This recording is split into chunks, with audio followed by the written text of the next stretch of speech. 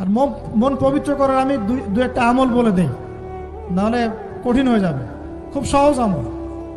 এতিম খুঁজে খুঁজে বের করে এতিমদের জন্য কিছু করার চেষ্টা করো। এতিম আছে না, মেয়ে ছেলে, এদের মাথায় হাত বুলান, আপনার মন পবিত্র হবে ইনশাআল্লাহ।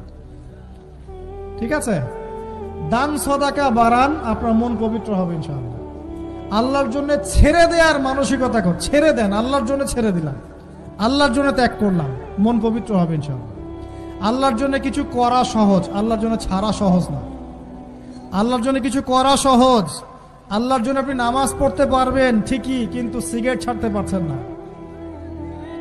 আল্লাহর জন্য ছাড়া কঠিন, এই ছাড়ার কঠিন কাজটা করে দেখাতে হবে, মন পবিত্র হয়ে যাবে ইনশাআল্লাহ। আর তাহাজ্জুদ, এই আমলটা খুব ইম্পর্টেন্ট। তাহাজ্জুদের যাদের অভ্যাস আছে, এই সময়টা নীরবে নিভৃতে আল্লাহর সাথে কথাবার্তা বলবেন, মন পবিত্র হবে ইনশাআল্লাহ। আর দুনিয়াতে উচ্চাভিলাষী হবেন না, যতটুকু আল্লাহ পাক দিয়েছেন এতে সন্তুষ্ট থাকেন। আমার 2 তলা বাড়ি আছে ভাই, আমার কিন্তু নাই, বলছি আর কি। মনে করেন আমার 2 তলা বাড়ি আছে, আপনি এতে সন্তুষ্ট থাকেন। আপনার একজন স্ত্রী আছে, সন্তুষ্ট থাকেন।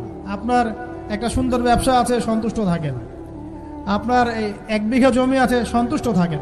আল্লাহ যা দিয়েছেন এতে সন্তুষ্ট থাকেন, আল্লাহ আরো বাড়াই দিবেন সব। অসন্তুষ্ট থাকলে আপনার মনটা অস্থির হয়ে থাকবে, কিভাবে আরো বাড়াবো আরো বাড়াবো। দুনিয়ার নেশা যাকে পেয়ে বসবে তার মন কঠিন হয়ে যাবে। দুনিয়ার নেশা যাকে পেয়ে বসবে তার মন কঠিন হয়ে যাবে। আর যার মন কঠিন হয়ে যাবে তার মনের মধ্যে মৃত্যুর ভয় আসে না। আর যার মনে মৌতের ভয় আসে না, তার মনে আল্লাহর নূরও আসে না।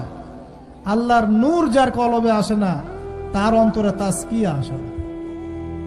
বুঝতে পারলাম তাজকিয়া কেন আসে না? দুনিয়া পূজার